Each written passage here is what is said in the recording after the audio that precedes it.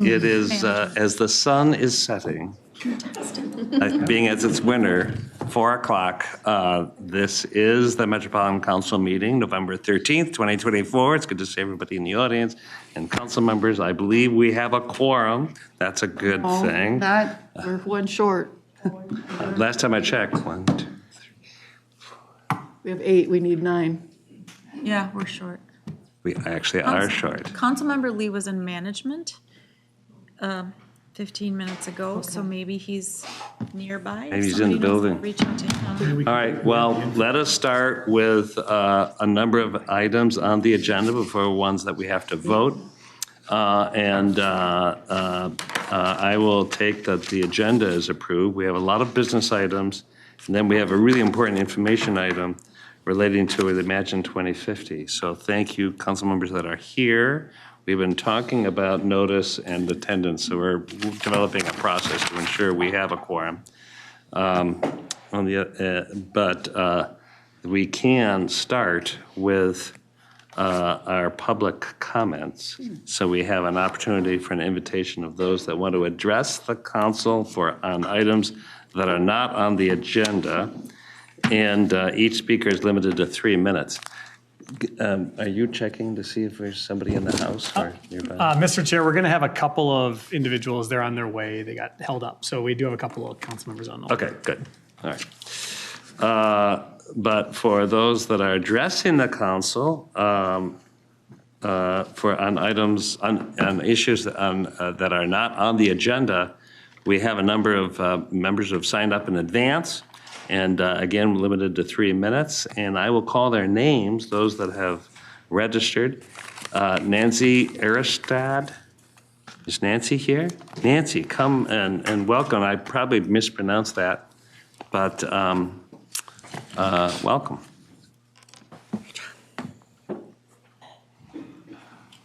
You're good. This is what I. Yes, It's a perfect. great one. You have the best microphone in the building. Okay, Hello, I'm Nancy Arstead. I sent you an email a few days ago with information. I'm here on behalf of residents in Farmington to urge you to vote against the proposed comp plan amendment from the Farmington City Council soon coming your way. The proposal you will review will change land currently zoned residential agricultural into mixed-use commercial industrial. It will allow tract management to build a hyperscale data center on 348 acres of land near and between established homes. It includes 12 enormous buildings up to 8 stories tall using substantial power and water resources and will generate constant noise with cooling systems and backup generators. This is incompatible zoning. Hyperscale data centers belong in areas specifically designed for heavy industrial use, where the significant environmental demands can be properly accommodated. These giant data centers are not compatible with light industrial or mixed-use commercial zoning, and especially not between and next to residential zones. It will affect everything from property values to the basic livability of our neighborhoods. Further, this amendment is allowing spot zoning. In this case, it will favor a private developer's interests over those of hundreds of residents, creating an island of an industrial zone that conflicts with our surrounding homes. Minnesota law requires that zoning decisions serve the broader public interest to specifically include health, safety, welfare, and consistency with comprehensive planning. Farmington's only stated benefit here is tax revenue, which is not a sufficient reason to justify this change. In a city of 25,000 people, the 273 jobs it will bring, many of which will be high-tech remote, is not a valid benefit. The residents did not choose to purchase homes next to heavy industrial. We did not buy or build homes priced according to a location by industrial. This will be the largest data center in Minnesota at 2.3 million square feet, and from my research, it will be the 7th largest in the USA. This is a substantial departure from the regional plan. Farmington has no city code for, nor is equipped to determine parameters of, data centers of this scale. Finally, and very importantly, Farmington is disregarding a current binding legal agreement with Castle Rock Township. In the original annexation agreement, Farmington agreed that the property could not be zoned commercial or industrial without the township's consent. Farmington has blatantly ignored this agreement, and the township has requested that the Met Council deny the amendment request at this time. Additionally, Farmington misrepresented the time available for neighboring communities to respond to this amendment submission, allowing only 30 days instead of the required 60 days, denying nearby communities their full right of time to review and respond to this significant change. We are asking you to choose people, and we hope that you see that this amendment to the comp plan is a significant negative departure from the current regional plan. Thank you very much. Thank you. Now we have Dave Aiken. Not here. Is Dave here? No. All right, Jeff Schottler.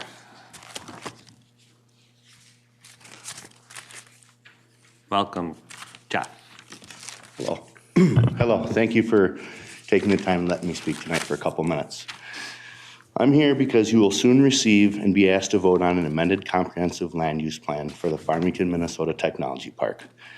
This comprehensive land use plan is being driven at a reckless pace by the city of Farmington in an attempt to meet the demands of a developer. The city has now rezoned current residential land to mixed-use commercial industrial. That land lays directly between two existing neighborhoods. The developer understands that the city of Farmington does not define a difference in a data center in a singular form from a hyperscale technology park of any size at all. 5,000 feet to 2.5 million square feet, they define under the same zoning and class, can be allowed in the same areas. A data center in a singular form may fit MUCI zoning. However, it's almost impossible to call the currently proposed 2.5 million square foot hyperscale technology park campus of 10 to 12 buildings anything other than industrial or heavy industrial. The proposed hyperscale technology park will be in the top 10 globally for power and size consumption of one hyperscale park between residential neighborhoods. This is from Dakota County's Comp Plan Land Use and Official Controls. Guiding principles for land use. Sustained land use means that people live comfortably in a friendly, clean, and healthy community. Growth occurs at a sustainable rate without placing environmental, economic, or social burdens on current or future generations. Land is used efficiently, conserving energy and natural resources. We're hoping that the council is willing to use its authority and roles as necessary to ensure accountability towards stewardship, prosperity, equity, livability, and the sustainability for the citizens of Farmington. Please help protect the citizens and residents of Farmington and help guide the city of Farmington into a responsible decision, whether it's a no or to guide them responsibly to make this fit between neighborhoods. Thank you. Thank you. Now we have Esther Varga.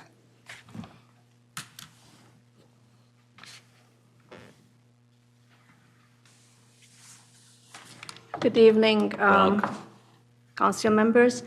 I'm also here to talk about the planned rezoning of 3 properties from Farmington, one of which is a Castle Rock property that was just annexed.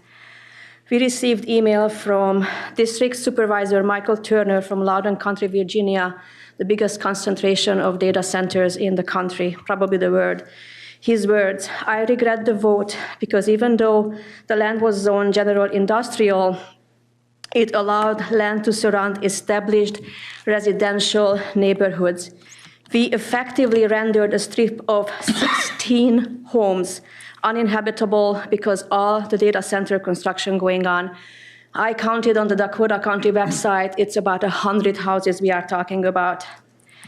Also disturbing and unintended consequences to this growth that the huge amount of electricity needed, it might slow or shelve plans to decommission legacy fossil fuel power plants.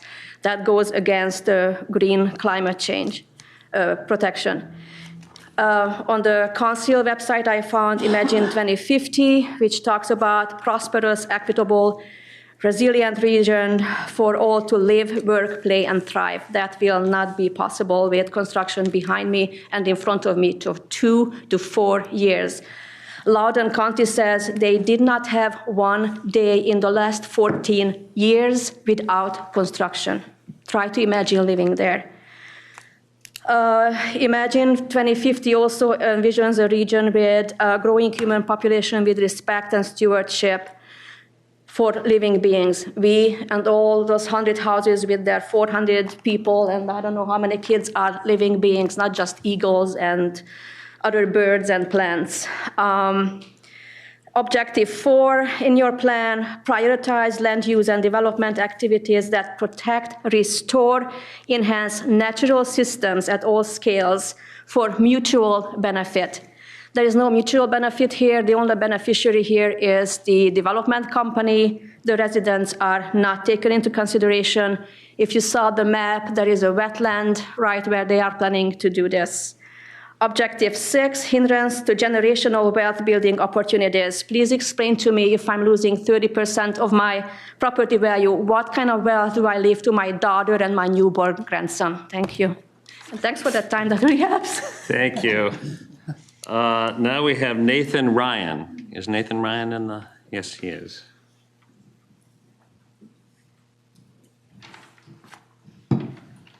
Welcome. Thank you, members of the Met Council.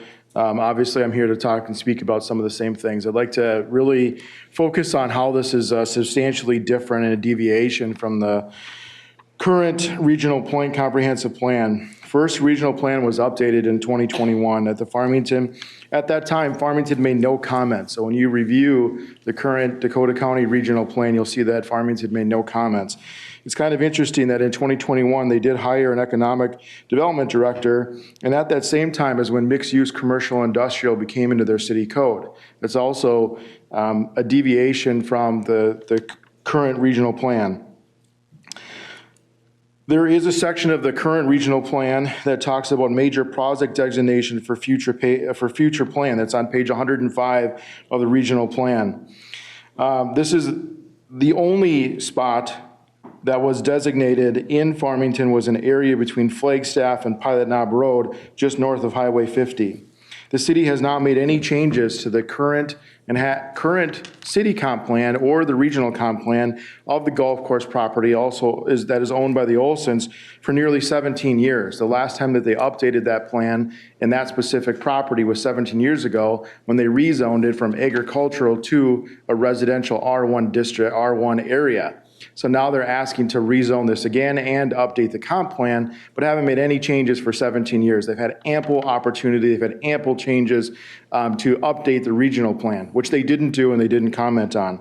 So the only time that they want to change this is when they have somebody who is already $1 billion company who wants to make another $1 billion so they can make a few million off of the backs and people who make a few thousand. Now with the plan, the city is wanting to upload and rezone this to mixed-use commercial industrial district. This will allow the city to put heavy industrial data use. Everyone up here has mentioned this is the form of industrial, heavy industrial. Let me be very clear and explain this to you. This is not just some form of someone making up heavy industrial.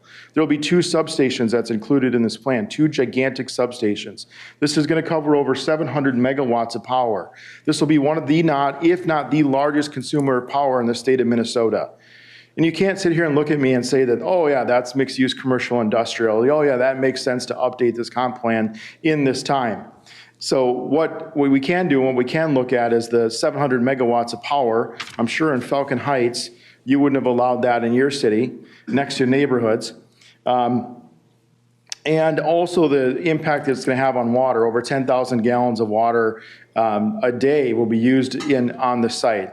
Just those 2 things alone, we can definitely see that this is a major heavy industrial use. I know that my time is up, but I'd just like to mention one other thing that really deviates from the current regional plan, and that is the use and protection of wetlands. This will be a heavily impervious surface. And with that impervious surface, we all know, and every one of you know on this council, that impervious surface disrupts wetlands. And there's also a south branch of the Vermilion River with a heavily populated brown trout stream that will be impacted as well. I do appreciate your time, and I'm not asking you to vote no. I am asking you to send it back to the Planning Commission, send it back to the City Council, and have them readjust where they should put heavy industrial. It doesn't belong in the spot that they're asking for. Thank you for your time. Thank you. And we have one more speaker, Tom Walrath.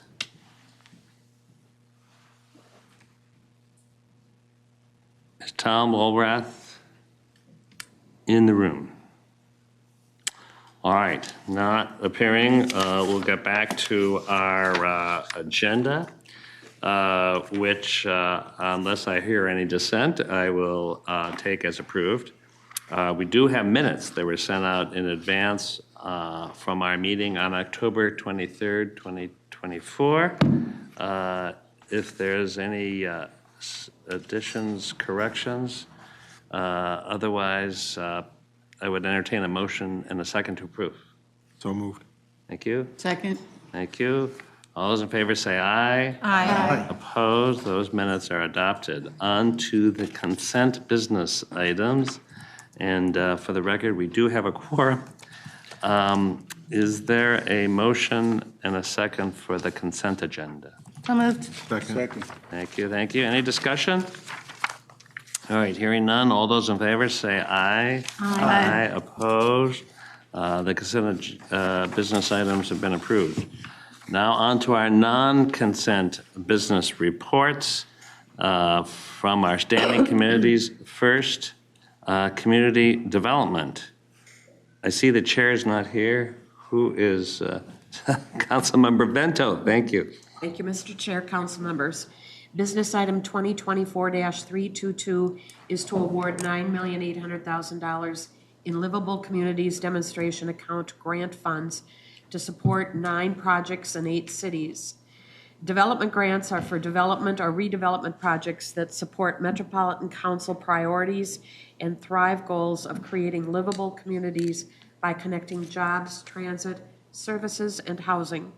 A total of 18 grant applications were submitted to the 2024 LCDA Development Program from 12 cities. All projects were reviewed by a panel of internal and external reviewers. Council guidance suggests that no more than 40% of available funds may be awarded to projects located in Minneapolis and St. Paul. In this funding, core cities are receiving 40% of available funds, while suburban cities are receiving the remaining 60%. The projects recommended for funding will bring deeply affordable units, family-sized units, create living wage jobs and create more economic stability, and use green technology to reduce the environmental impact of development. Mr. Chair, I move that the Metropolitan Council, number 1, award 9 livable communities demonstration account grants totaling $9.8 million and authorize the Executive Director of Community Development to execute the grant agreements on behalf of the Council. Table 1 in your materials provides a list of the 9 cities who are receiving these grants. And with that, I move that. All right. Thank you. Is there a second? Second. Thank you. Any more discussion? Councilmember Benton. I just want to commend the staff and the applicants. I am probably more excited about these 9 grants than I have been about our LCDA grants in a long, long time. They are very diverse in terms of the types of issues they're addressing, and yet they all are about filling a need for affordable housing, especially deeply affordable housing, including providing housing that accommodates larger families, accommodates youth, those who are disabled. I just am really tremendously grateful to the work that went into this, and I would urge you to vote yes. All right. Any other discussion? All right, all those in favor say aye. Aye. Opposed? Motion carried.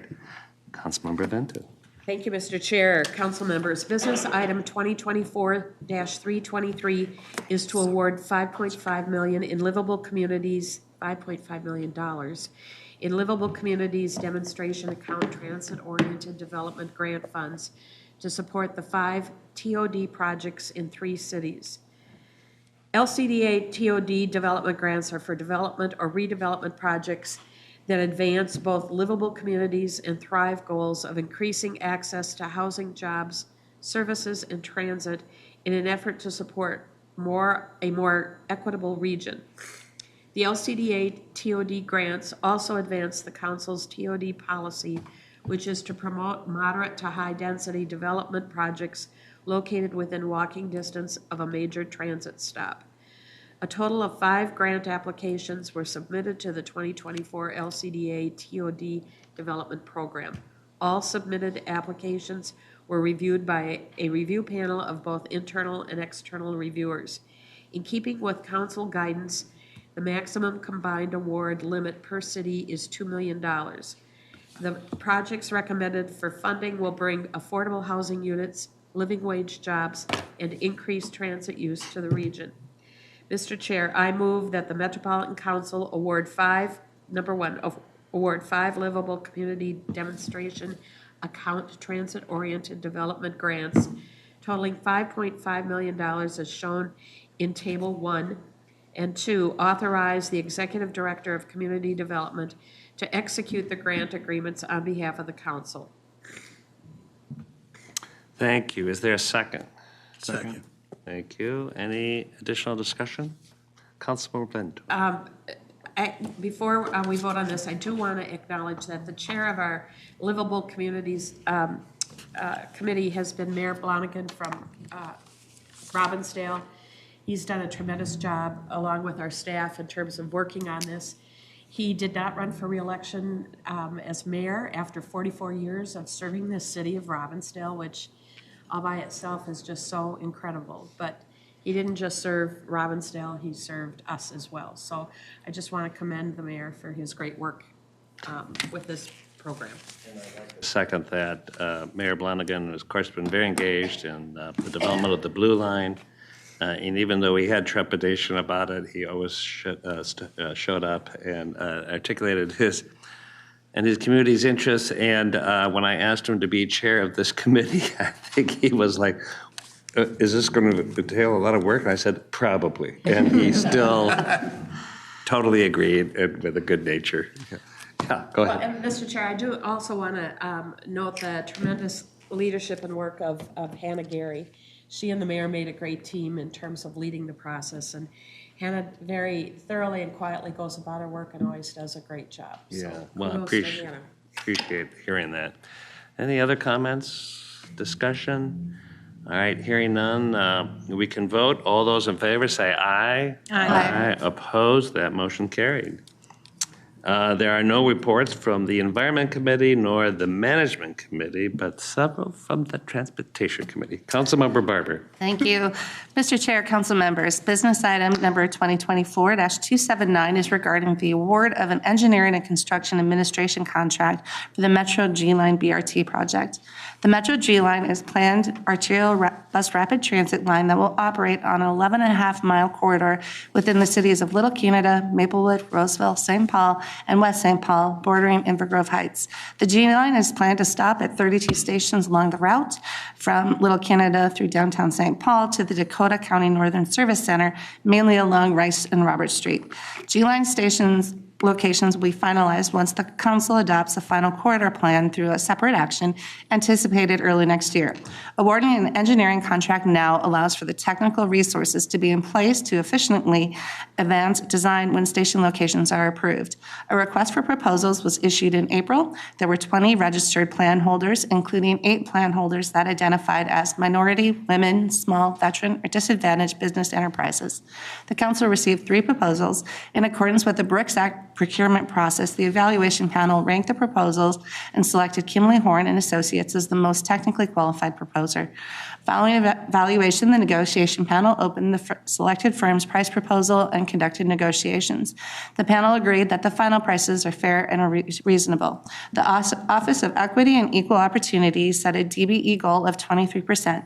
OEO determined that the proposal from Kimley Horn and Associates has met the DBE requirements of this contract. Therefore, Mr. Chair, I move that the Metropolitan Council authorize the regional administrator to negotiate and execute contract 24P076 with Kimley Horn and Associates Incorporated for design, engineering, and construction administration services for the Metro Green Line project in an amount not to exceed $11,031,025. Thank you. Is there a second? Second. Second. Any discussion? Councilmember Dolgar. Thank you, Mr. Chair.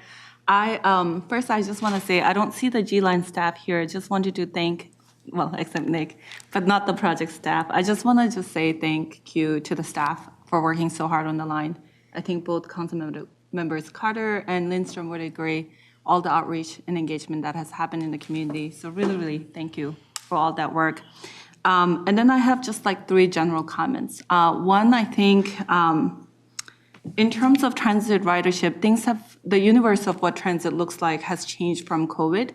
And I think I have a strong desire, and this has come up a lot in CDC committee, about the question about what a transit-oriented development looks like and the funding from Met Council and then the density.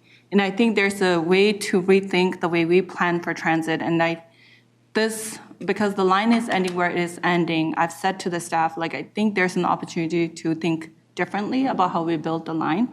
The second is, I think I put in a request with the staff to really rethink the connection to Inver Hills, recognizing, sort of a little bit of experiment and thinking differently about what an increased transit to that college could look like with the opportunity with G-Line. And my third point is, I do, at some point, would like to see the line extend into beyond where it is currently ending. Like, I'm not quite happy, and I've said this to staff, on where it is ending. And I completely understand how the line was initially planned. And I think it was planned based on both the density as well as the resource when we were resource strapped. But I think with the new tax money and the transit ridership, that looks different. Like, we can rethink this differently. And so I just wanted to put that out there to the fellow council members. So thank you. Thank you. Councilmember Barber. Thank you, Mr. Chair. Just a couple of things for council members. The way these projects advance through their council is, first, we adopt corridors. This corridor was adopted in 2021. These corridors typically align with our highest ridership routes, which is really where we focus. And then it advances through. The second action is adopting the corridor plan with the station and platform locations. We're in that process right now, getting public comment, adopting the formal corridor plan likely early next year. This action that we're working on is really getting the engineering staff in place and all of that so that we can move pretty quickly when we're going.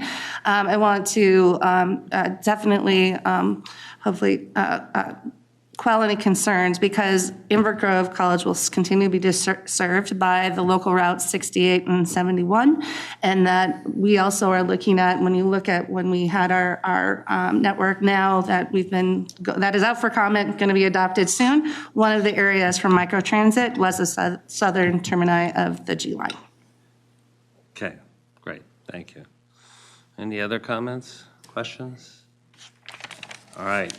With that, we can vote. All those in favor say aye. Aye. Opposed? All right, that motion carried. Councilmember Barber. Thank you, Mr. Chair. Mr. Chair, council members, business item number 2024-304 is regional fare policy changes, including the removal of local peak and local reduced fares and adjusting related fare products to remove peak surcharges, to modify Metro Mobility peak fares and peak hours, to expand the transit assistance program eligibility, approve a 6-month deeply discounted fare pilot for Metro Mobility customers, and to provide a new fare for transit link circulator service. Metropolitan County staff, along with the regional stakeholders and a fare collection consultant, determined a two-phased fare policy review and update would benefit the regional transit agencies and transit customers. The first phase is a collection of fare changes that will benefit transit customers and can be implemented in the near term. They include removing rush hour surcharges on local routes and for reduced fare customers, which includes youth and seniors and associated passes with these surcharges. These adjustments will help increase ridership and improve the rider experience by making fares easier to pay and more affordable and equitable. Phase 2 fare simplification will include a comprehensive fare policy review with proposed fare policy changes, which are dependent on the cubic fare system upgrade project that is currently underway and includes both hardware and software upgrades. Staff will return to the council in mid-2025 with a comprehensive Phase 2 fare policy proposal.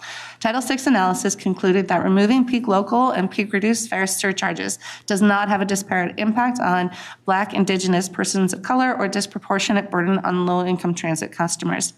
Therefore, Mr. Chair, I move that the Metropolitan Council approve the fare policy changes as outlined in the business item. I can read them all if you really want to, but they're in the business item. No need. And unless otherwise noted, these changes will be implemented in January 2025.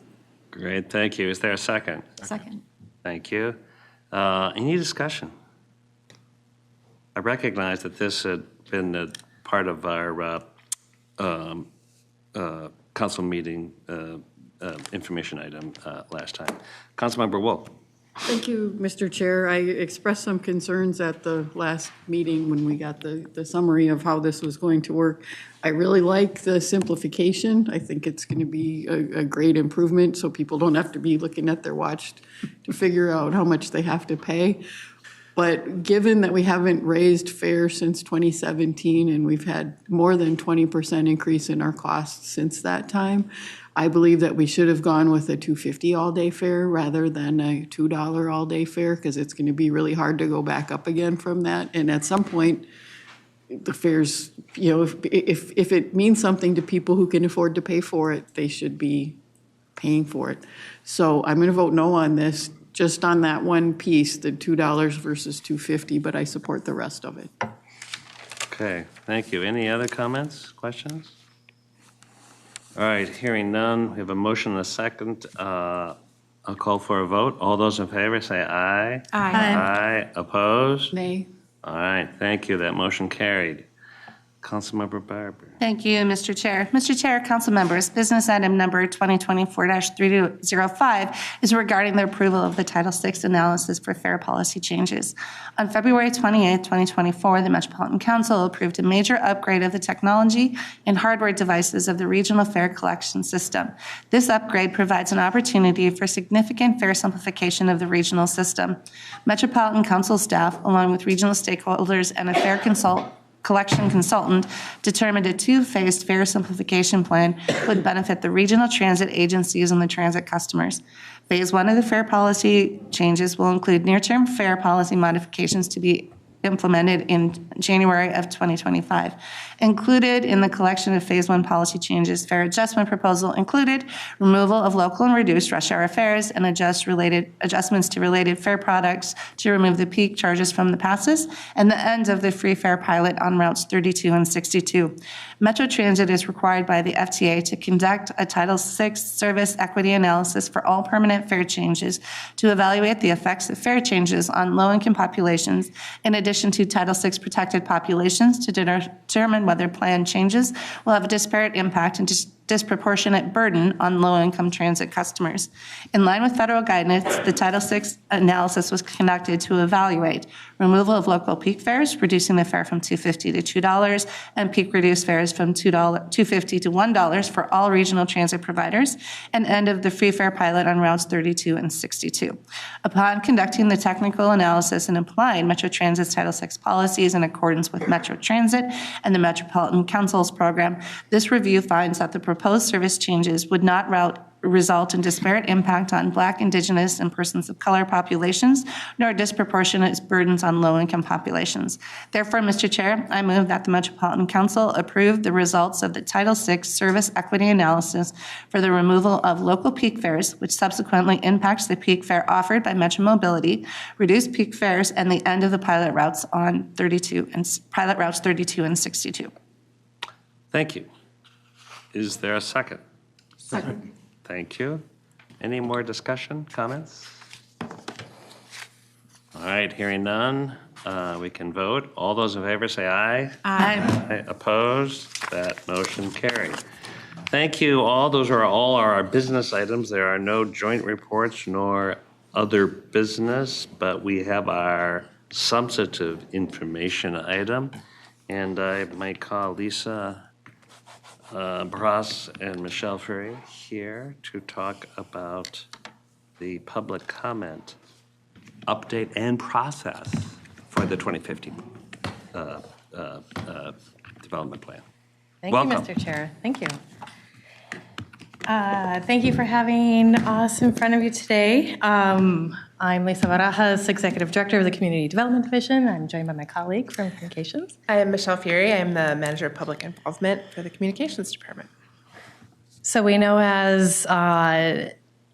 as we have closed our public comment period that there's a lot of questions about what are our next steps and how do we hear these things and what's going to happen next. And there's a lot of stuff our staff have been working on behind the scenes, and this is a very timely update so we can give you all of that information about the steps in the process for reviewing these comments and making policy decisions about what you want to do with Imagine 2050 and provide that direction to council staff so we can make those changes. So today we're going to talk about a couple of different things, both just ground ourselves in our engagement approach, talk a little bit about who we heard from, how much we've heard during this public comment process, and then share some high-level themes that we've heard so far that across the entirety of Imagine 2050.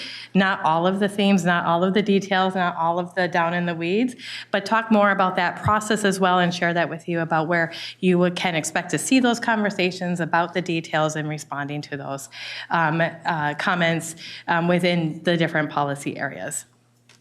So just as a reminder, we've been engaged in engagement, I guess, for a long time, coming off of our regional planning process and local comprehensive planning process in 2040 with a number of different studies and our different divisions and departments that have been shared with this governing body over the course of this, I think, essentially over the last 4 or 5 years. This is everything from all of the studies that our transportation division does as part of their regular work program, our regional parks visitor study. These are just some of the examples on the screen of those studies that inform our process, including a review and analysis of what comprehensive plans are actually telling us in aggregate, what the themes and trends are among them, in addition to many more regular annual updates, et cetera.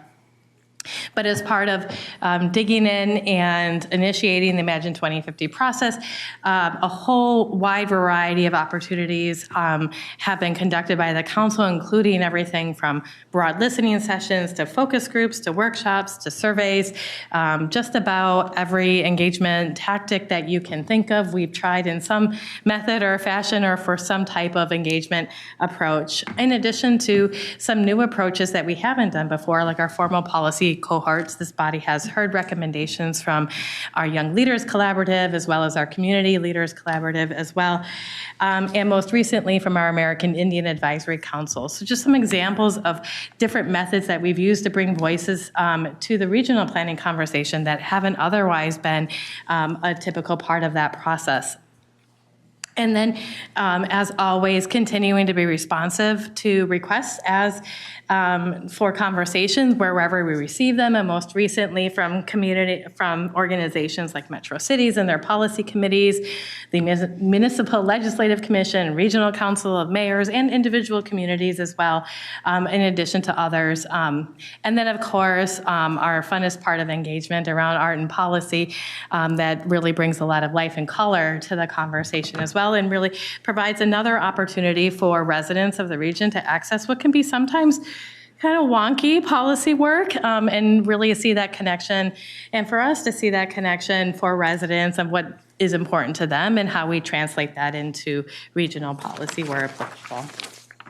This is all built on our long-standing approaches. This is going to look really familiar to a lot of folks, but just our our engagement strategies for Imagine 2050 aren't by themselves on a box, but are part of building off of our foundation of regular partnership with local staff, with our partners at the state of Minnesota, with federal organizations, with private sector organizations, as well as with others across the region. So really building off our everyday conversations and everyday work and providing additional opportunities to hear more, dig in deeper through the additional approaches that we have set up across our the whole of the council to really have deep dive policy discussions.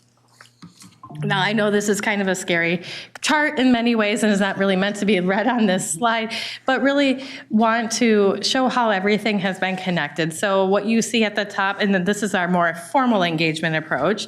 What I would say with the other items I've shared previously are everyday approaches.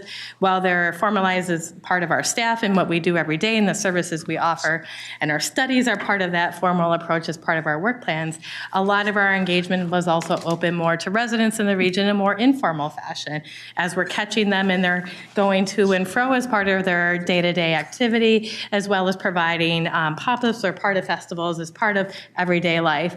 But also continuing to dig in and building this structure with our technical partners, with our local government partners that fits into the council's overall approach to how you make decisions at the council through your committee structure. So at the top of the screen, you see these dark blue rectangles. Those are your standing committees. Environment, transportation, community development, with the council as the governing body at the very top of the chart. And then what you will see then in the white rectangles are regular advisory committees, our Land Use Advisory Committee as an example, Metropolitan Parks and Open Space Commission, the ones that are established as part of your everyday activity and have a variety of different formal roles or informal roles as a part of our planning process. That are defined either by the council or by state law. And then when you look down into the diamonds right below that, those are the work groups, primarily council member work groups, but some of those work groups include external folks as well that were set up specifically for Imagine 2050 conversations. And then the colored hexagons below that, really working on my elementary school colors and shapes today. The colored hexagons below that really represent all of those technical work groups and staff work groups that include a number of representatives from across local governments, from implementing agencies, from transportation organizations, and others, including nonprofits, particularly in some of our climate-related work that are involved kind of down at that technical level to help inform the development, provide some technical background expertise on that, and really kind of down in the weeds. So all of that flowing up back to the council and certainly on the other direction as well about overall direction. But my main point is that it is a collaborative and iterative framework that is not meant to be entirely start here and move there. It was not a roadmap, more a framework for how we approach that is really meant to identify kind of these three key things, that ideas are brought forward from data, analysis, local plans, conversations with partners that we have every day, and in addition with conversations with people in the region and industry experts. There are advisory committees, our technical teams, and our working groups with members from across all of these organizations really are working together to identify issues and create solutions that are going to be best for the region. And then we created those recommended policies together, refining them throughout the engagement, throughout the feedback process, and adjusting based on experiences, on data, additional analysis, and other identification of issues that might have arisen that weren't foreseen at the beginning of the process. So moving into our public comment period, as a reminder, we opened our public comment period officially starting on August 15th and kept it open until October 7th. We had a variety of different platforms through which members of the public, including all of the agencies, governments, whoever wanted to send us comments essentially, could submit those comments to us. That includes the online platform that we had developed, and really big thanks to Tammy Livingston Owens for her work. She had only started very weeks before we were getting ready, and she just did an amazing job of jumping into a very large document and translating it to what we have on our Engage platform and turning it into something that folks could start at a high level and dig in a little bit deeper if they wanted to, and then go the next level if they wanted to, and then go the next level if they wanted to, without having to necessarily pick up the whole document and figure it out. So it was really great work, and really big thanks to her. But we also, through all of our kind of standard email, mail, phone, various ways, emails, folks, while we had a separate address that we asked folks to, of course, the folks who know people will send them to the people they know. And so we spent a lot of time ensuring that we were gathering all of those from all the right places and making sure we had those aggregated. And then, of course, our art and policy events, continued community events, and then our public hearing as well.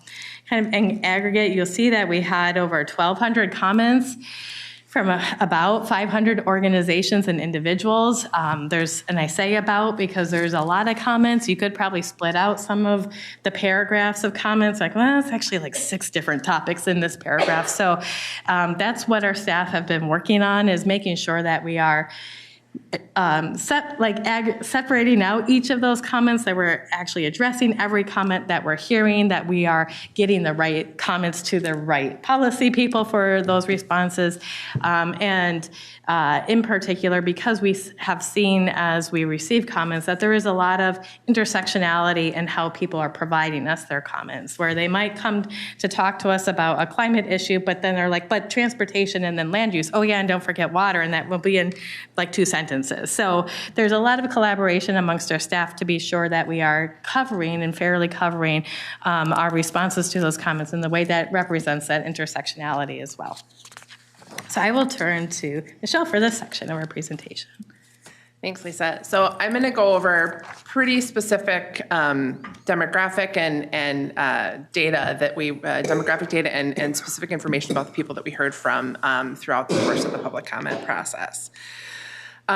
We specifically heard from all 7 counties, 58 cities, 12 nonprofit or advocacy organizations, 2 state agencies, 1 federal agency, and 2 regional parks agencies, in addition to the agencies that are a part of a city or county in the parks implementing agency space. We received 133 in-person comments, and we were able to count those a little bit more explicitly because of the art and policy events and some of the other on-site events where we collected information from folks. We had 12 testifiers at the public hearing, which you all may recall. The online portal that we stood up, as Lisa talked about, had about 240 people contribute, and in that process, they gave us more than 1,000 comments. And a couple of things to think about with regard to the online portal. There was some scales that people were able to participate in, so they could tell us how they would rank certain policies if they thought one was more important than another. So there are a handful of trade-off questions in each of the policy areas. And there were also opportunities for people to tell us if they thought something was important or not at all important on more of a Likert scale. So the range of comments included those kinds of pieces of feedback, as well as specific text that they typed out and sent to us in the online portal. So we have both of those kinds of comments. As a result, that means that we are looking at those a little bit more from the context of that prompt to make sure that we understand what people were actually telling us there, as opposed to just the words that they gave us in their boxes of comments.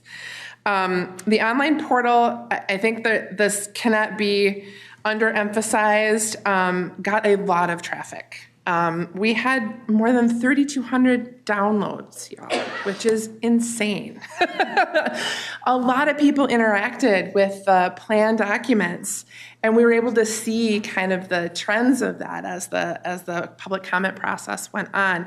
They may not have told us all the things that they were thinking about all of those plans, but they engaged with the information and they took it with them. They found it important enough to keep it and look at it later. Many of them, of course, did tell us things, but there were more than 100 each in all of the policy areas, so it wasn't just transportation or housing, it was across the board. And that's pretty amazing to be able to say that the type of work that we did here generated considerable interest among the people of the region. So this is just a snapshot of demographic information that was provided to us. This is, of course, voluntary information. So we probably get, it's less than half the people that participate in things like this that tend to give us full demographic information. But where we got it, we broke it out and wanted to give you a sense of what the participation was. So here we have ethnicity, and we use the census categories here because that's fairly consistent with our other demographic collection. And of course, the majority was identifying as white, but we did receive participation from across the spectrum of folks. And there were several people. You can see it, it's not just coded by a specific area. You can actually see the text that people entered there. And there were many people who identified as in more than one category and really wanted us to know that they identified in more than one category. So that is, just a note for you there. The gender identity was, it was predominantly male. We did get a range of other identities that I think it's really interesting to start seeing the trends as you open the door for people to identify themselves a number of different ways. You see that there is an opportunity to really do that. And so this just gives you a sense that we had a few more men than women, but we also had some non-binary folks, some transgender folks, and other gender identities that were perhaps not identified there. Age, pretty good mix of age, actually. We certainly didn't get a predominance of young people, but we did get a lot of young people in this portal participating, and a handful of people also at the other end of the spectrum who took the time to go through this technology solution and gave us their feedback. So this is a pretty good. It's nice to see a fairly balanced representation across age here, and it's good that we're able to capture some younger points of view as well. And then the next item is income. This is a relatively new category that we've been collecting, but it is consistent with a lot of the other surveys that go out, especially in the among transit customers and potential customers. And you'll see that the biggest category was 150,000 and above for household income. But again, there's a pretty good representation across the board here, and we did also gather some feedback from folks whose incomes are a little bit on the lower end of the spectrum. Mr. Chair, Go ahead. just one brief question. Yeah. Do we happen to know what the average or median MSP income is? I just want to know how that compares with our survey respondents. Right. Someone does. I don't know. Do you know? We do know that, and we can share that with you after this meeting. That's a great question. My hunch from having looked at that number but not knowing it off is it's skewing higher income. It is skewing higher. And so, yes. I just, and then knowing we're going into social media next, I'll just one other quick question. Did we ask them about in their demographics where they lived or where they worked if they had housing? Yes, we did. So we have that information as well? We do, yes. Would you be able to, I don't know if anyone else is interested in that, but I'd like to see, where the respondents were identifying where they lived or worked or whatever else you did on geography? Yes, and our hope was to actually have a visualization of that for you today, but it just wasn't in the cards for today, but we're definitely going to have that for you when we bring the report forward. Okay, yeah, I would love to see that, so thank you. Appreciate it. Absolutely. Okay, so what did we hear? Oh, no, sorry. Got a couple other things. Got some social media. So I wanted to spend a little time on social media today, too, because we did some unique things with Facebook in particular, but also Instagram advertising.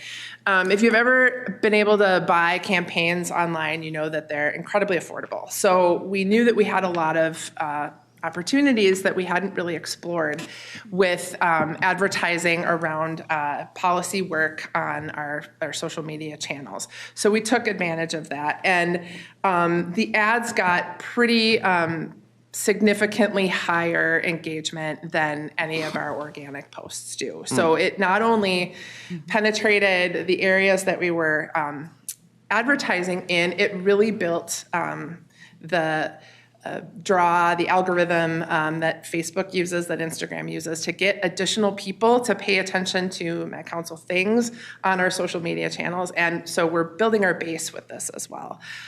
Pretty significantly, actually. Most of the people that interacted with us did not necessarily have a prior relationship with us. So that is a powerful tool that we were able to use both for, just generally getting people to understand more about what we do at the council, but this incredible effort for planning for the region.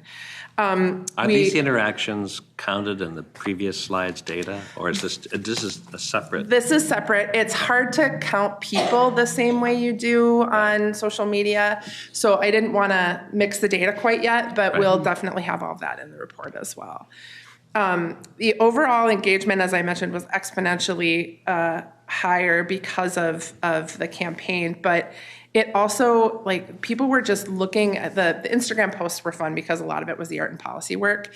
And so we were able to extend the value for our partners on the art and policy project as well. So the artists got more traction, and we were able to bring all of those interactions together. It was pretty cool to see it happen as it was happening as well, which is, you don't always get real-time feedback, and social media allows you those things. So super kudos to our social media team for being innovative about this. And the next part is what I'm even more excited about. We actually did all of our promotions by council district. So we could actually look at what people were interested in as it relates to each of your districts individually. We have never done a promotion this way before, and we knew it was going to be important not just for this, but for all of you to have a better sense of what was really generating conversation in your communities and whether we were reaching people and how we were reaching people. I didn't pull the full data sets for this presentation, but I will have them for the reporting. And we have shared them to some degree with the community relations staff. So that will be something that I'm certain you will be interested in seeing. But I just wanted to give you a quick rundown of the top policy areas for each district. You can see here that, several districts were really interested in land use, but the full range of issues honestly popped up across the region. And then the place where the topic areas were most prominent were the second little tier there, the housing in District 14, land use in District 4, parks in District 13, transportation in District 5, and water in District 7. So really interesting to see how this all played out, and great data for us to kind of see where the interests are in each of your districts. And I think now we're going to what to do here. So I'm going to let Lisa take this over again. Thank you. So this is as I mentioned before, today I'll talk more about the high-level themes across the whole of Imagine 2050. This is not an in-depth analysis of any of the policy areas. You will hear more about those policy areas in the conversations that are brought through to the advisory committee and standing committee process for those particular sections of the plan. But I do want to thank Darcy Vandegrift and Sarah Gong for their analysis on these comments. As we are separating them out, they are also doing the work of reviewing all of them and pulling them together and seeing what do we see in aggregate, what are the big themes we see across all of this entire document or that are commonly shared across the document. And that's a lot to undertake in a very short time frame, especially because while the art and policy was giving us some engagement results throughout the public comment period, everything else was being sent to us in letter or email form, right at the end. So we had a whole lot of comments that were being sifted in those first couple of weeks of October, long 7-10-page letters that were being sifted and turned into, so that we could respond to comments, but also so we could do this analysis for you. So these analysis included the letters, the emails, the social pinpoint comments, and public events of art and policy and at the Monarch Festival as well. Each comment was reviewed for themes depending on the type of commenter, and so you'll see that as I go forward in these slides here. For local communities, staff identified themes related to concerns of policy impact, needs for technical assistance, requests for clarification, and needs for more flexibility in implementation. But coding for all of the public public comments was disaggregated, and while all residents were in one group, data analysis was organized based on the comment format. So this analysis was conducted based on the area of Imagine 2050 that residents commented on, but you'll see in future reports a deeper analysis of who we heard from, as Michelle was mentioning, who we've heard from, what that geographic distribution looks like, and all of those items as well. But to get us started, whoops, I got too far. To get us started, what we heard from high-level themes from residents, residents generally provided, for the most part, high-level comments. They weren't down in the weeds and as technical as some of our other groups of commenters, although we did receive some of that. But those comments were about whether or not the regional vision, values, and goals resonated with them and their lived experiences. And generally, they were supportive. We saw that across the board pretty consistently, and that they found that those were consistent with where they wanted to go. Residents wanted to make sure that the needs of disabled people, elders, and youth were served by 2050 policies, and so we're giving recommendations on how to strengthen policies or where we could do better or do more. And overall, residents overwhelmingly supported climate change mitigation from the council. This is a little bit of a change from what we heard in the last cycle, where we didn't always hear that positive support from some residents, not so much from others. Cost and affordability were also important, including financial access to housing, transportation, and other necessities. And residents want the region to be accessible and as accessible as possible to people with disabilities, including at a minimum that compliance with ADA requirements.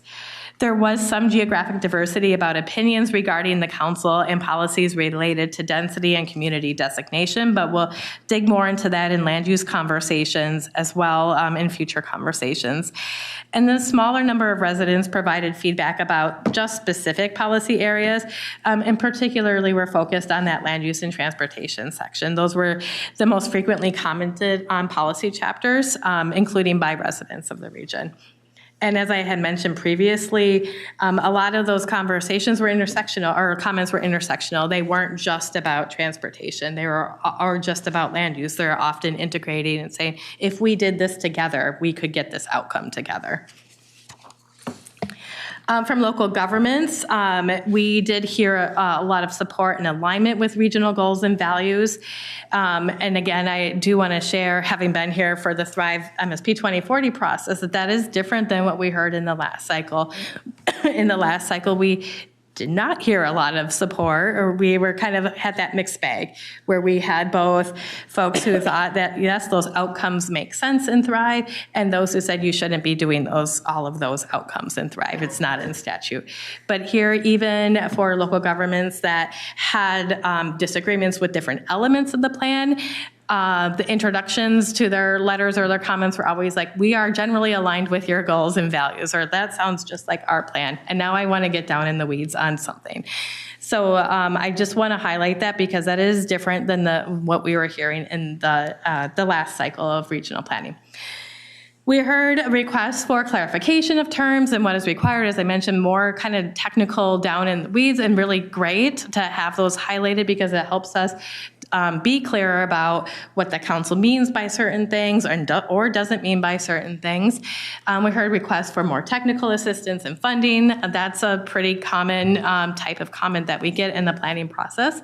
And of course, for flexibility and implementation, as well as continued support and pushing for collaboration, not just with themselves, but with others that might also help support achieving a certain outcome or a certain goal. The concerns that were shared generally, and this is again across all of our plans, is that the policies could be too burdensome for some communities, that there are either local constraints on capacity or funding or both. That is not something that's lost on us. We are well aware of those types of concerns, that policies are outside of council's authority and take away local control, that there is concern that there are more costs, or that the costs for development and housing are more expensive, which makes it harder to realize our goals. Concerns about the potential for impacts to historical character or local community character. Concerns also expressed around how some policies may be disadvantageous to suburban or rural communities.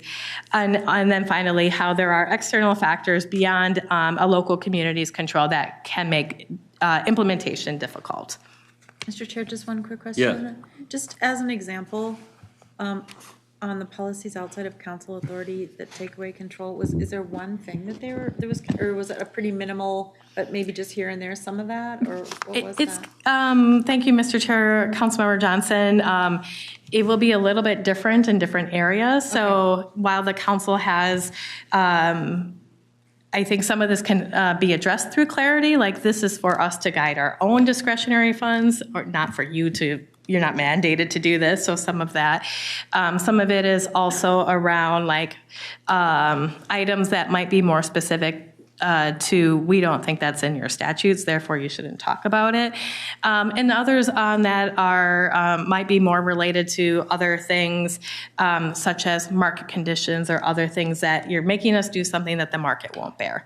So kind of a variety of different things across a variety of different topics. And within those policy discussions, certainly staff may highlight more specifics to the specific areas where that might show up.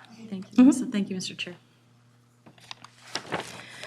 And then from nonprofit and advocacy organizations, for across all of that, we heard from a lot of groups, but in general, they tended to provide more high-level comments about support or lack of support for different policy areas. They provided recommendations, especially for strengthening policies from the lens of their organization's mission. So really a lot of encouragement to go further, to do a little more or a lot more in some cases. That isn't uncommon. We've heard similar comments in the past from nonprofit and advocacy organizations as well. Generally, advocacy organizations offered support for the direction the council was heading, particularly around climate and housing. And some organizations even encouraged, again, more of that thinking beyond and encouraging collaboration, funding, and other tools and resources that the council might provide to advance those outcomes. They often offered specific actions for neighborhood or local level implementation. Such organizations also offered insight around tools or funding strategies or statutes that the council that they thought that the council could leverage to further equity-related policies that are outlined in plans.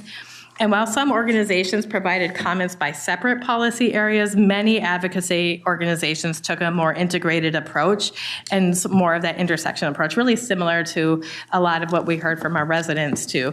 So comments described, often describe those intersections between policy areas and also really encourage leaning into those intersections to further advance the outcomes or goals that the council had identified. You know, Lisa, at a previous meeting, and this might have been a year ago, when we're kind of beginning this, not beginning this process, in the middle of this process, I think you had a PowerPoint that actually described levers that we use, right? And it's about what levers we council use to advance toward the policies that we have adopted. And that's maybe kind of a reaction to some of that. And I think in transparency, it'd be kind of helpful, I think, if we saw those at a future meeting, only because the comprehensive plans or the regional development guide is only one kind of guidance toward building their comprehensive plans. But we also, like you say, we offer grants. We have a jurisdiction for transit lines. We have wastewater access. And I mean, I know you're way ahead of this, but I think sometimes having that, like, what do we do? And more importantly, what don't we do? Because I think often we're being asked to do more than we do. Right, Mr. Chair, I applaud your memory on that presentation. Just want to show you that I was awake. You remember it better than I do, but certainly I know, especially around housing, we have spent a lot of time on identifying where the council's roles are and where our levers are there, and that certainly is within the housing chapter of Imagine 2050 as well. But yes, more broadly, those buckets are important buckets of levers that I know have started to especially build into some of our policy chapters with the plan, partner, and provide approach, and that might be where you're remembering that too, that on provide is where we have a lot of that discretion for advancing things in different ways. But also, I think, as you mentioned, recognizing that we're not the only players in the landscape of growth management across the region or achieving these outcomes. Right, did you have a comment? Thanks, Mr. Chair. Just one, we're going to go from the highest level to a very granular question that just popped in as I got to see this again now. I'm curious, PFAS is a conversation topic that's come up a lot at this table over the last few months. It's been covered more extensively in the news. It doesn't perfectly time with some of the conversation here. And so I'm curious, under the banner of water, is that one of the topics that comes through in feedback, or is it something that isn't all that I'm just kind of curious if it's showing up in the comments. I don't need more deep specifics today. It's just, I'm wondering how it fits with the timeline of how it's all showing up. It did. Yeah. Okay. I was going to say, I haven't looked at water comments. Yeah, I wouldn't say it was prominently there, but it was definitely present especially from a handful of parts of the region and organization. Thank you. Yeah. So you've seen this plan timeline before. That's where we are as we're moving into at the end of 2024 and into 25, which amazing how quickly that happens.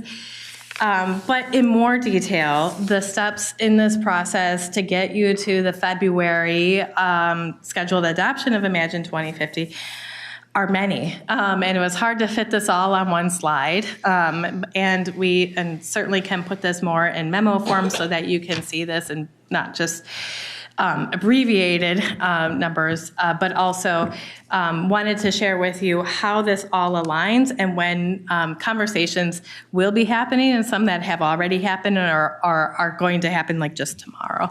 So this slide is organized by policy area on the rows, that light blue being housing, the light green being the overall RDG, Regional Development Guide and Land Use, the dark green being parks and trails, pink transportation, the darker blue line being water, and then that gray line includes conversations like today. So you'll see 1113 on there that are just the broader overall conversations. And you see that we have forecasts scheduled in December for conversation as well, those updates forecasts, because those are the items that span across the whole of Imagine 2050. We want to be sure that this can help you track the status of the different policy area conversations, so you can see and expect where those conversations will happen. And I also want to remind you that some of these conversations have started already. As I mentioned, MOSAC was in October. MPOS had their first conversation just last Thursday on the draft response themes and draft responses to comments and direction conversation there. And then as we're going forward, I like to remind council members too that even if you aren't on one of those committees, but you are interested in that conversation, that you are welcome to join in on those conversations. You just can't vote at that committee per our bylaws, but it is welcome for that, for you to participate in those conversations. And as you see, we try to identify that these are conversational until you get to recommendation. And that's where the voting really will be happening, is at those recommendation dates that are primarily in January.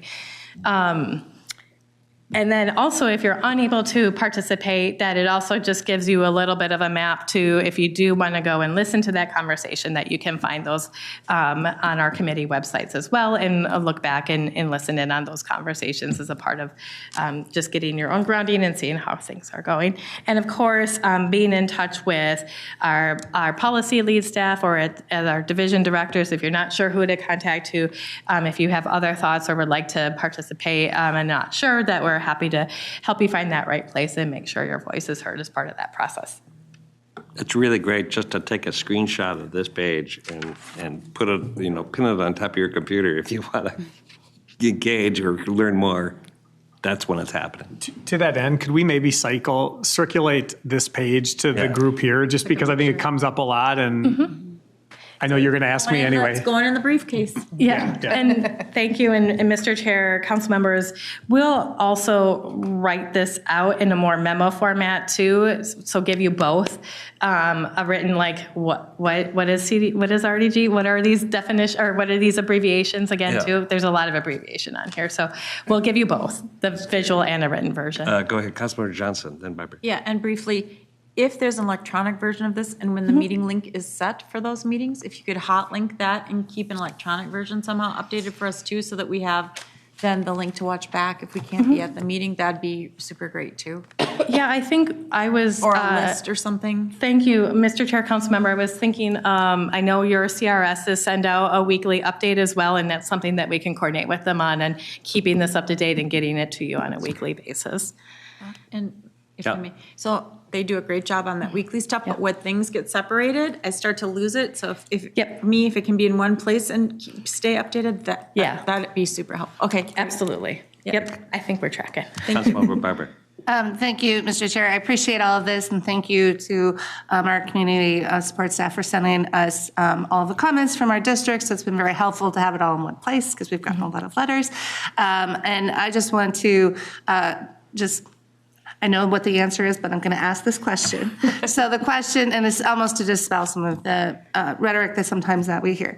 These versions that we have, whether it's the regional development guide or system plans, are drafts, and we've gotten comments on them, and now we're actively working to update those things to integrate the comments into them, which will lead to the output of what we vote on in February. Mr. Chair, Councilmember Barber, that is correct. And so those conversations that you'll hear and in November and December and going into January. November and December, we'll be telling you the types of comments that we've heard, the types of changes that staff are proposing in response to those comments, or some of the things like just in our review, I'm like, oh, I got some housekeeping changes to make here, I didn't spell that word right, that type of thing. In addition, we'll also be asking for policy direction where we're hearing either a wide variety of comments that seem to be in conflict with one another, or a large group of comments that seem to be in conflict with your policy that aren't just clarification. So those where we'll be asking for direction and then taking that consensus recommendation from committees to then update those. Thank you, Mr. Chair. So I will tell you, in my district, at least, where I've heard the most comments is actually on the regional development guide itself. Not on the vision, values, goals part of it, but maybe more of the narrative. And so when will these are the times when the things are at committees, when will we be able to see drafts to review and comment on? Mr. Chair, council members, I don't want to speak for all parts of the Imagine 2050 because I know we have a lot of timelines going on, but I know that excuse me, for RDG, that December 2nd conversation is meant to bring you that first draft in response. It's not going to include all of the changes. We have forecasts that we're still working through. We still have some other things that we're working through that will be places we'll tag as things that you'll see in that final draft for updates.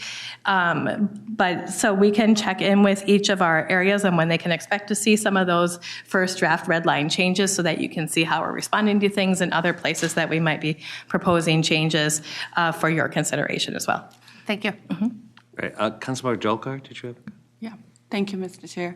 I have a clarifying question. Would you mind reminding us again how the comments will be integrated? I'm much more familiar with rulemaking where every public comment is either integrated, and if it's rejected, there's usually a citation based on law or whatever, like that says, here's the reason why this is not integrated. Yep. Mr. Chair, council members, there are a variety of different types of comments that we receive. Some are comments that we may just note. They are things like, we don't think the Met Council should do anything and not exist, those types of comments. There are comments that are where they might be providing us comments where it's clear we need to clarify what we mean in areas, or there may be confusion, or they're saying, we think you should clarify this. And it doesn't change your policy approach, but adds clarity to that, what is in the written document. And so our response to comment will say revisions made here to add that clarity, or yep, we might have missed something, we should add that there. That kind of strengthens or continues that policy that you already have in the plan. And then there are comments where we'll be asking for your direction on how you think we should be responding to them, where it's not just a clarification or something that's outside of our statutory authority. Got it. Thank you.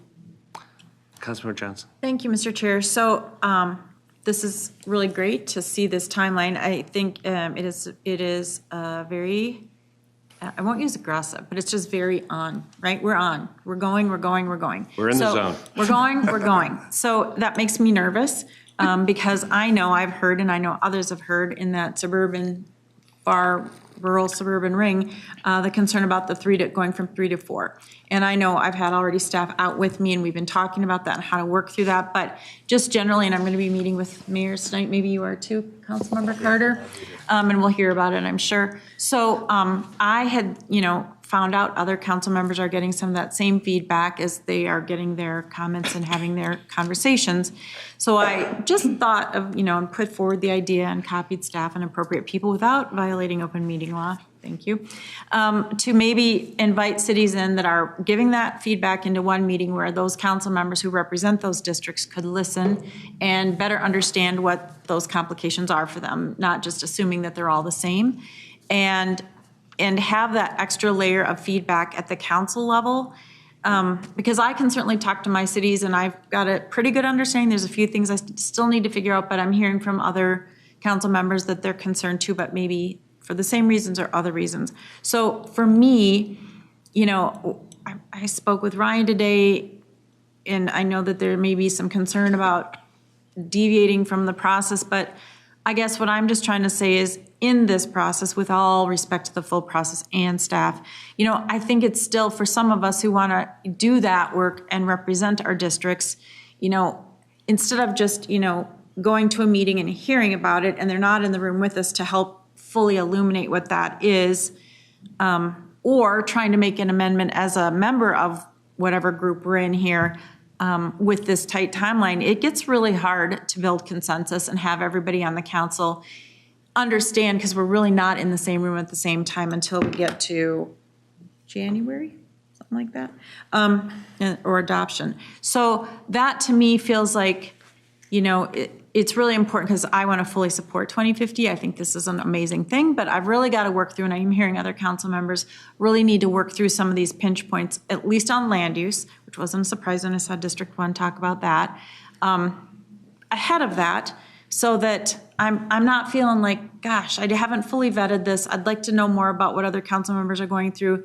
Is it kind of not specifically the MLC cities, but metro cities have got comments too that I saw that were piquing my interest in. I'm sure you'll work through all of that, but it's going to come through, maybe to Councilmember Barber's point, when will we, also get to fully understand, and is there time to send it back and rework it? And I'm not sure I see the Plan B area in this, if it has to get sent back and then brought back and then forwarded. So that makes me nervous that it's a timeline where it's got to have a lot of eyeballs. Most of our committee meetings, maybe we get an hour on it, if we're lucky to.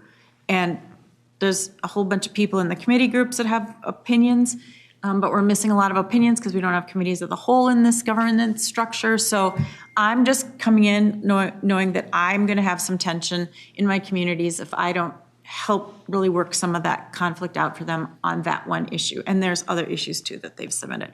So I know there were Councilmember Cedarburg, Councilmember Morales, Councilmember Wolf, and maybe now, and I couldn't copy everybody because that's an open meeting law violation, but in a smaller meeting, I'd said, well, what should we do about this? Because I was surprised to hear, oh, it's not just coming from my district. So I don't know if we can, maybe have some sort of a convening meeting between now and pick a date, because we're on a pretty tight schedule and we've got many holidays coming up before the first of the year. And, within a month of that, we're going to be voting on the whole thing. So I am just throwing out a, flag of caution here that I think this is such great work. I still really want to make sure that I am understanding what these comments mean coming from my district. And I know you guys have that primary job to get it to us, but I still couldn't tell you what my district is really saying outside of this land use and some other ancillary concerns from the cities.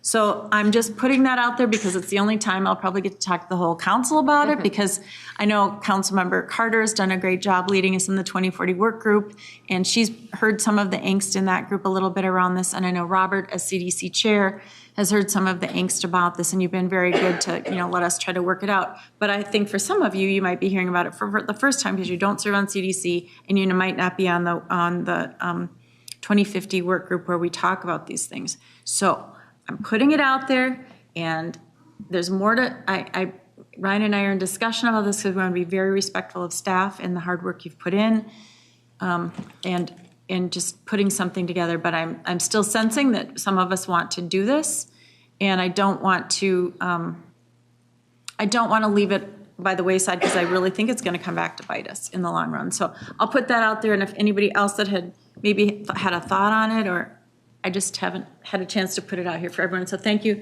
Mr. Chair, for your patience with me as I throw this out there. No, and I think it's important that we talk about not just the process, not just the substance, but the process. I think it's important that this process, which is comprehensive and inclusive, allows for all points of view and all information to come through kind of a non-biased access process. And it's also very important, and I'm just talking about some general guiding principles here, that we don't have one particular point of view with a group of cities come together and then create almost like a negotiation, because their point of view and the tension is legitimate. This is not a straight line. This is an ongoing process to ensure that we have all the input, all the points of view. Nothing is squelched, but neither do we tip a scale toward one. Then should we get another point, another point of view? And I think for particularly in some of these debates about land use, we have to kind of find, and we're figuring it out, finding a way that you actually have policymaker to policymaker conversations. I think those are totally fine. I think it's really important that we don't find ourselves and I have found myself in a situation where we put staff in a very awkward position of having to somehow regulate and respond when we are just gathering information. I don't know if that totally makes sense, but I think our goal, our intention, I know you've been in conversation with Ryan and others, and I'm happy to have ongoing conversations in and out of these meetings to ensure that we have access, but that we're not actually kind of piling on a particular point of view unfairly to the other point of view. I mean, we're going to have different tensions. We have different points of view. We want to get the facts.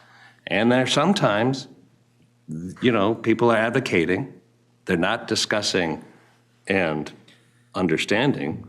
They're advocating for a particular point of view. We have to understand as ambassadors of the region what that point of view is.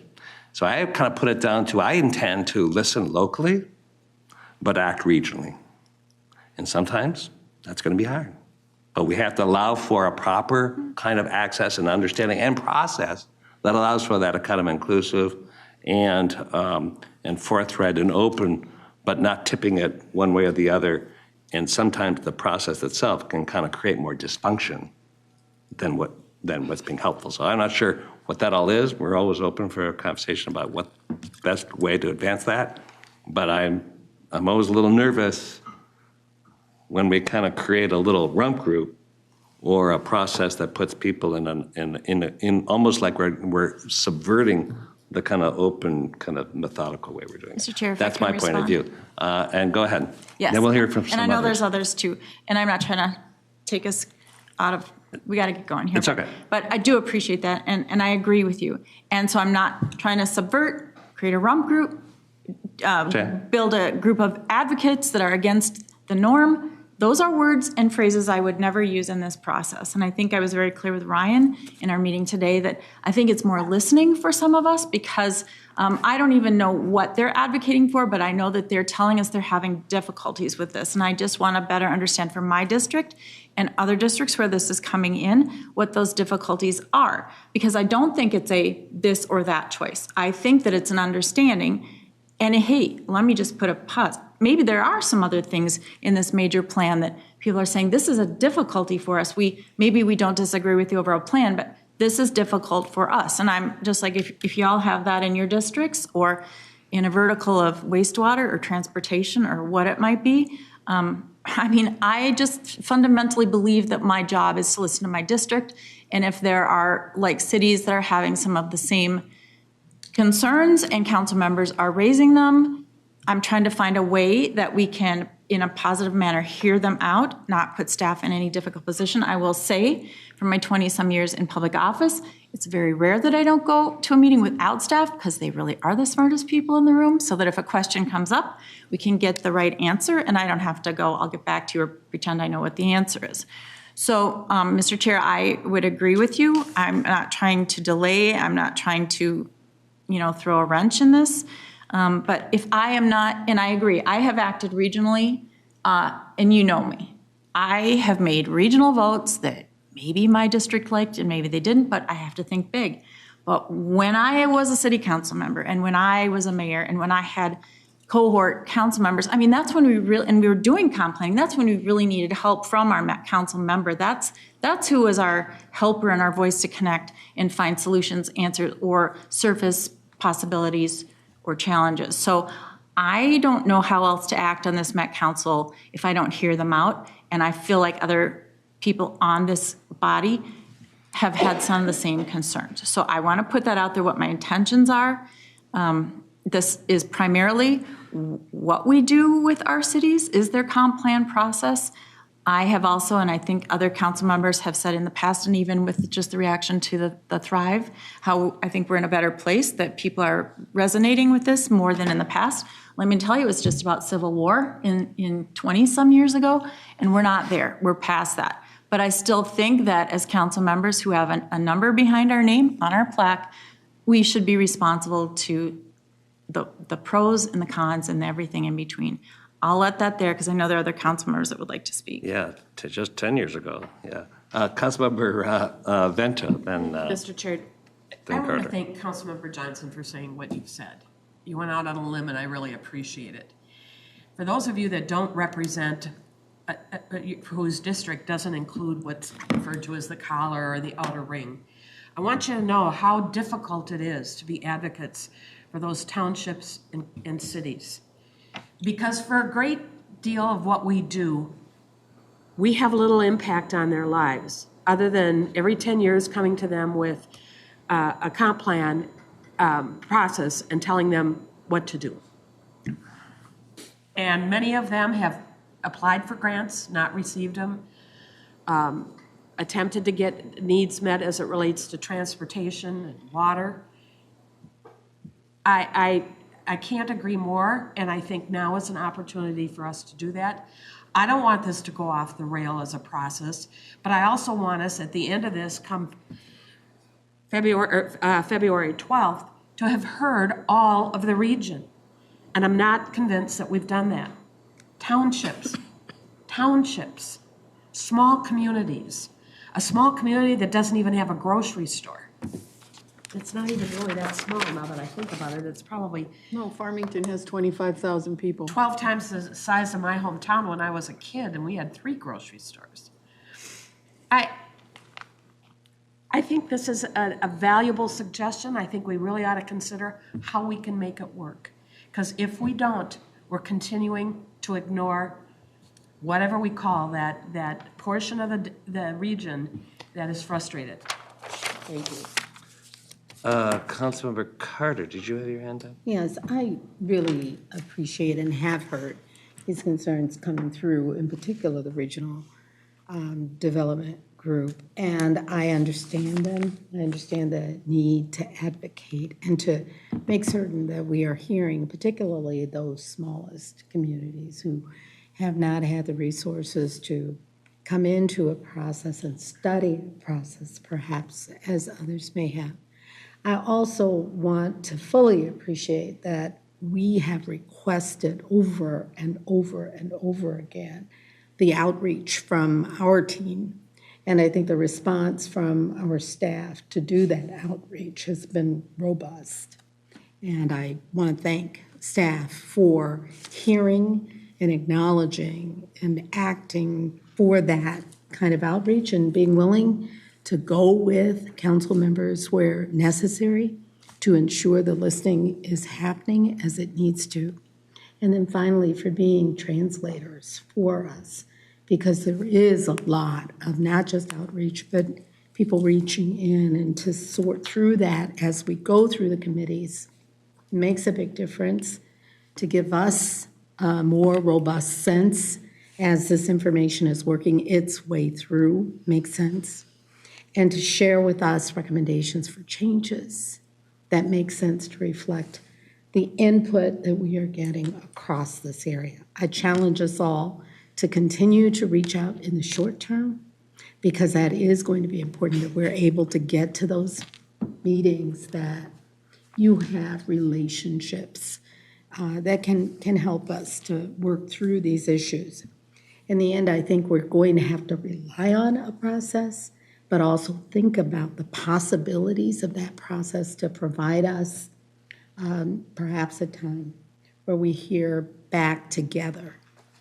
And I know that the time is short and the meeting potential is difficult, squeezed. I would ask that we think about that, and that there needs to be an understanding of whether we can, in a committee of the whole meeting, hear those recommendations together. I do see the 1218 update on the local forecast as a time when we'll hear together local forecast information. That is not, of course, recommendations moving forward. And the recommendations don't all come for adoption until that January 21st date. You know, as we consider all of those, what is possible? And I would just ask and put that question again before you. I don't think we need multiple times to do this, but if there is one time when we can hear what is moving forward together, rather than in the pieces, that may help. And thank you, Mr. Chair. Thank you. Diego. Just wanted to start off by saying thanks to all the staff for putting in all the hard work to put all this information together. I can't imagine it being easy to just go through all those comments, going from cities to nonprofits to constituents. I'm just looking forward to seeing the recommendations and the red lines that do come forward, because, I mean, just looking at it district by district, we have 56% that mention land use is something that they want to make some changes with, right? So if we're looking at the best for what's good for the whole region, if 50% are saying that land use is an issue or it's something that they want to have conversations in regards to, I'm hoping we are going to listen to them and, you know, just continue moving forward with the process that we currently have. So I'm just looking forward to see what the changes are and continue to have the conversations moving forward. Great, thank you. Councilmember Wolf. Thank you, Mr. Chair. As I look at that list of meetings, I don't feel like we have enough time to talk through some of the things that we're going to need to talk through, particularly that December 2nd CDC meeting, getting through those big topics in that small amount of time. I don't see it as being enough time for us to really talk through things. And I didn't yet watch last week's MPOSC meeting, but I looked at the PowerPoints for that, and it was a very high-level PowerPoint that they were working off of. We need to be able to see the nitty-gritty stuff in order to fully understand and vet whatever changes are coming and what amount of time for that to happen. And I appreciate what Councilmember Johnson said, but I think there's not a good understanding within the council of the culture of how you communicate with the collar counties. And we've done a lot of good work on getting better at communicating with the tribes, but we still don't communicate really well with the suburban edge communities and the townships. And I am concerned that we're going to be doing to them rather than with them. And to me, I want to treat all of our local government partners as partners, not we're the big smart people and we're going to tell you what to do. And if we go through this real quick at a really high level, that's how it's going to come out, is the Big Met Council told us what to do, and the only only recourse we have is to go to the legislature and try to get rid of the Met Council. And I don't want to do that. I want to have good communication with them, make sure that we work together as partners and address all of their concerns. And I don't know that there's time to do that in this schedule that is up here. I also feel really left out of, because I'm not on the Regional Development Guide work group. If we could do some of that in the Committee of the Whole, I would much rather work through some meat in the Committee of the Whole meeting than be talked at and giving presentations of high-level stuff. We need to be talking through this stuff, and we can't legally do it outside of a meeting. So if we can get some Committee of the Whole time to talk through some of the deeper issues, I think that would be helpful. Yeah, right. Councilmember Dalkar, and then I'll get back on this.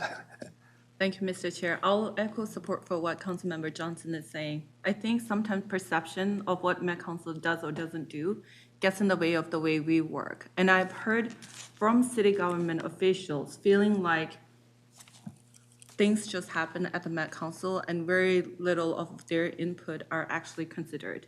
And so I don't see what Councilmember Johnson is requesting as weighing their sort of perspective or their recommendations or advocacy heavier than what everyone else is saying, because most of what land use transportation recommendations are actually aligned with where I am personally in terms of policy making. But I do think making the process more accessible where communities that are impacted directly feels like there's another process where they're being heard and they're communicating with staff directly with council members who are impacted, I think makes a good sense, like in terms of accessibility and transparency. The second part is very similar to what I've heard city council members or city leadership say very similarly when I've asked community members to provide public comments. They have said that in the past, when they have provided comments to the council, they feel like council then writes back comment that feels more like placating than actual consideration. And so some of this is, I think, not the reality, but actually more of a perception. And I think the more transparent we can be in the process and make it where we can capture the entire process, and which is what you're not seeing here. I think what you're seeing here is like the last end of the work and not all of the big work that has happened. But then this leaves the perception of like, it's a done deal. And so cities and county commissioners and community leaders and businesses who have given comments are looking at this and seeing their comments go into a black box and not knowing if it was received or not. And I think that's what you're hearing in terms of reaction. Yeah, Councilmember Barber. Thank you, Mr. Chair. Well, I've been on council for a while and I've been through the process of these different things and where things have been received positively and negatively. I will say that I want to let staff know that compared to, I was somewhat on the outside partially in for the 2040 stuff. I think we've handled things much better this time. I think we've done a lot of more work out engaging. And the reality is I think that, you know, these things are coming out and some of them are quickly. I think the system plans came out at a nice pace. Now we're playing a little bit of catch-up work with Imagine 2050, but I do want to really commend our staff because, from Charlie, Ryan, all of you guys, because been out to Carver County a few times, I've headed out to Scott County a couple of times. I don't feel like that's not listening to people. And so I just want to counter maybe a little bit of the feeling around the table because, you know, sometimes it's, yes, we can address that. Sometimes it's, no, we can't. But at least we're here to hear you and to talk with you. And I feel that we actually have done that. And I actually want to just counter some of the narrative around the table right now. Thank you. Mr. Chair. Yeah. I do appreciate that, Councilmember Barber, because you've been very consistent with telling me too how things are going really well in your communities. I'm Hennepin County, so I've been asking for a meeting in my district, and I really want to have those conversations that you have, but Hennepin County is big, so I don't even know if we've had our outreach meeting. I know you're doing all the counties kind of sequentially Ryan, as you were kind of onboarding. And I would love for somebody to come out into my neck of the woods. Maybe it's not just District 1, but kind of that Northwest or however we want to do it. But we don't have a separate county that's easy to pull together a meeting and everybody comes to a place. So that's not happened in my part. Now, that is not to say that staff has come with me to city meetings. I have to really, and not just on the 2050 plan, I mean, some stuff that they're trying to do out there, and we're trying to come up with, and Angela and Lisa and Michael have been right there with me, so I want to say thank you. They're my heroes. I'm just simply saying, though, that I don't have the convening or the mechanism to maybe get at what some of my communities are looking for. Now, maybe that's not the case. Maybe Anoka County has had theirs or Dakota County has had theirs. I don't know. So I'm not trying to say I'm clearly trying to be additive and not take away from what has been happening. And I really want people to know that in my endeavor to just try to understand what this 3 to 4 thing is in this sliver around the metro region. And let me just say this. So Councilmember Barber, it is my first time on Met Council going through this, but not my first time on the other side as a council member and a mayor. And I think that when Plymouth was rapidly growing and we were starting to have to pick up our densities and change some of our ways on how we were doing things, I think that the plan is very good right now, but those are always going to be the communities that are hand-wringing. And at least in my district, and maybe in some of yours, they are also growing very rapidly. The pressure is on. They are usually city staffs that aren't as robust as other of the larger communities with consultants and people on staff that can do all of this. I will hear tonight, and so will Councilmember Carter, possibly about how they've got staff openings that they can't even fill right now. So I'm just trying to react to that as they're very worried, and they've sent the comments in, and they don't know where that will go. And we've got 60 days to figure it out. And so it's just me trying to be Councilmember District 1 and have a meeting. And that's why I'd asked earlier too, do we know where the comments are coming from? Certainly from the cities, we know that. But if, I'm always trying to figure out who in District 1 are we talking to and where is this coming from? I have not been invited to that nice meeting where all the people are around the table. So I guess in a way, I'm trying to do that, at least with this piece of it, so that I'm not, running into a brick wall in February, because I do want to vote on behalf of the region. But I also want to be very responsive to my cities and metro cities, and sometimes it's the suburban providers. We meet with them monthly on a call just to make sure we're always synced up. Thank you, Councilmember Barber, for your leadership on that.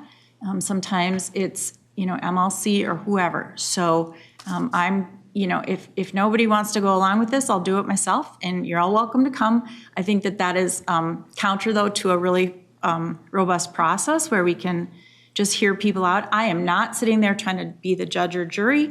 I am happy to chair the meeting. Nobody speaks disrespectfully in meetings that I chair. Everybody is there to find and discover good information and find ways to solve problems and to come out of that feeling heard. They might not at the end of the day like the decision that's made. They might love the decision that's made, but it's simply inviting people who are very frustrated right now and worried into some more process directly with their council members. So we can talk more about it, and we certainly will after today. Again, I just want to let staff know how much I appreciate you. I don't know what we would do without you. I think this is one of the best plans in probably the 3+ that I have seen since I've been in office. And I just really want my districts to make sure that they're seen and heard in this process, knowing that we do a bunch of outreach, but we just don't have the vehicles in every district like we do in others. So I'll be proceeding. If anybody wants to join me, that would be great. And I will certainly do it in consultation, with Lisa, unless staff wants to just kind of hang back a bit, or with Ryan. And I'm doing it I'm saying this at a public meeting because I do not and cannot violate open meeting laws going forward. Thank you, Councilmember Johnson, and thank you, everybody, for this conversation. I'm going to say a couple of things. I think it's time for us to wrap this up. I'm sorry, Wendy, but I will say there's a number of most things that we really agree on. One is our intention to make sure that every voice and every perspective feels heard, and that every comment or point of view actually has some resonance, is not placated, but understanding the impression, how people are feeling, the things that you're hearing, and I really resonate with what you've said, Councilmember Vento, that collar counties have beyond just this, often feel like they're not at the table. And that's just something we have to seriously, I don't know what it all is. And regarding, and I'm not even sure, and Councilmember Johnson, you and I have not spoken. Nobody here is saying don't do that. Let's just be smart about what we're doing to ensure that the goal that we want, which is to make sure that all voices have a place, and that we actually have something where the scales are not tipped but are open, and that we do have an opportunity to make sure that everybody's feeling heard, knowing that this process, two things. One is fast, and two, not everybody gets happy. I mean, these are kind of points of view that come together, and it's going to come to us where we'll have opportunities. And I think Councilmember Wolf just said, can we have some times to have a deliberative, generative conversation in this room all together? I'm all for that. We got to make sure we can get that in place. How we do that and get there to February, we got some work to do. Now, having said that, I don't think I want to necessarily say we're not doing this, we're doing this. I think we have a lot to consider, particularly I'll speak as a full-time employee. We have some things to consider, make sure that we're all feeling we have voices, that we have not necessarily, I always say I don't believe in consensus, I believe in alignment. We're all pointing in the same direction. We're all kind of heading to the right outcomes. Having said all that, so, Mr. Regional Administrator, do you have the answer? No, don't give us the answer. I don't have the answer, Mr. Chair. Do you have any comments? I appreciate the comments from everybody. Maybe three things to add. I think it's important, and something we can do is cross-reference the 65 cities and counties who have provided comment to get a general sense of who has provided comment across the region. And the point that I want to clarify from earlier is it's not a point about hesitancy about sitting in rooms. It's a point about if a jurisdiction has gone through the process of issuing formal comment to the plan, it's important to keep consistency and clarity around how that comment is being used and received by the organization. So for example, let's say a random city in anyone's jurisdiction has already submitted through their council process formal comment to a plan. And then we go to a meeting where things are said from said jurisdiction that are outside of or counter to what was said by the body through that formal process. How that gets viewed is a credibility thing long-term for us. And it's, well, I said this at this thing, but we submitted a letter over here. We need to be thoughtful on that. And that's the part we need to work through to make sure that council members seek context, but as staff receiving the formal comments coming in, how we think about that formalized piece. And that applies to things well outside of the regional development guide, and happy to work to make sure council members feel like they're hearing from all areas and you're aware of who has submitted those comments from cities so that we all are working from the same set of info. I think the other two pieces I would just briefly mention is if we need more time, time is not limited by anything that gets set here. I think that can be done. I think working with committee chairs who then work with lead staff to expand times if needed, add additional times, or if it's council-related time, working with the chair is something where I think we can take additional feedback here to make sure it's all in place. And I don't know what number 3 was, so I'll stop there. And I want to say I appreciate all the, on the county-specific comments. We've been out to 4 of the 7 counties over this past year. We have not been to Anoka yet, but that was because they were changing administrators and asked us to wait. So that was at their request. And with Hennepin and Ramsey, we prioritized reaching out to the other counties first because there was a feeling that with the urban counties, we were hearing more from them. And so we have not had the same specific sit down with the county boards in Hennepin and Ramsey. We have had some other dialogue due to other project alignment, but we prioritized getting out to Scott, Dakota, Carver, and Washington, and Anoka was one that they had asked to do early next year. So we'll keep working on that as we go. Mr. Chair, if I may, and thank you, Ryan. I appreciate that logic for sure. We just have to remember that there are suburban and ex-urban cities in Hennepin County. Yeah. And so it's easy to go Hennepin County, the biggest county, and yet it is very diverse. And we have great county commissioners that also represent part of the districts. Kevin Anderson from Hennepin County will be at the meeting tonight. He's great. We're working on maybe doing a tour of our district because it is very different than the core of Hennepin County. And I love the core of Hennepin County. So I don't know how you're going to get out to those. I mean, come to the pig on the porch. A lot of them are there. But I think that a meeting with them and some of the county commissioners that represent that area would be great because Hennepin County checking that box isn't going to hit my cities. And so, I just I appreciate that about Ramsey and especially Hennepin and maybe some of us probably in regard to transportation projects, spend a lot of time with all those commissioners in all those areas, so you know that. I just want to thank Lisa and Michelle. You probably had more to say, but sorry. No. I just want to thank you and your staffs. Well, Mr. Chair, if I may, we didn't get to look at the last slide, but I do want to be sure that I'm thanking the staff who have done so much work in a very short time period with a whole lot of comments. They are listed on that last slide, but I think really important to acknowledge that work that Kara Barr, Sarah Gong, Tammy Livingston, Owen, Sarah Maskey, Lanya Ross, and Darcy Vandegrift have done, as well as our art and policy team, all of our regional planning teams, staff who are working daily through and working through all of these comments and sifting through, as well as our planning team comment leads, who are the first point of contact to figure out, is this ours or is this yours, and getting those out there. It is a significant amount of work, and it's work that we're still in process, which is why we only gave you high-level comments today. There's more to come and more that we will be sharing with you going forward. So thank you. Great. Great work. Councilmember. Can I just clarify? I want to make sure staff knows that none of my comments were meant to disparage staff in any way.